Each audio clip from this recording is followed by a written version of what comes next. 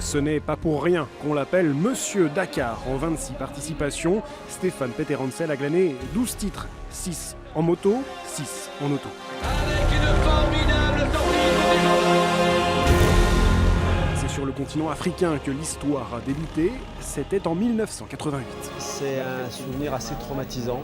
88, un de mes coéquipiers chez Yamaha, le Belge André Malherbe, tombe et se retrouve tétraplégique.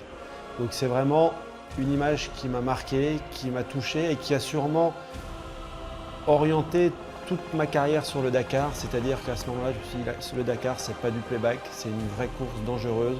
Si tu veux la terminer, peut-être la gagner, il va falloir rouler prudemment et garder une grosse marge de sécurité. Donc ça a conditionné toute la suite de ma carrière.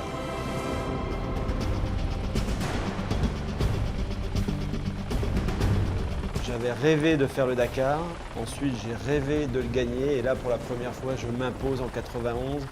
Yamaha gagne aussi après des années d'échecs et ça restera le meilleur souvenir de tous les temps pour moi sur le Dakar.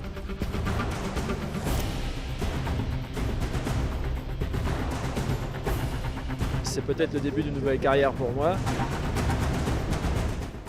Quand je fais ce premier Dakar, je me dis c'est quand même beaucoup plus facile en voiture. Il y a le copilote qui prépare toute la navigation. C'est pas dangereux, on a une protection autour de soi. La première phrase qui me vient à la bouche quand je termine le Dakar, je dis le Dakar en voiture, c'est le Club Med.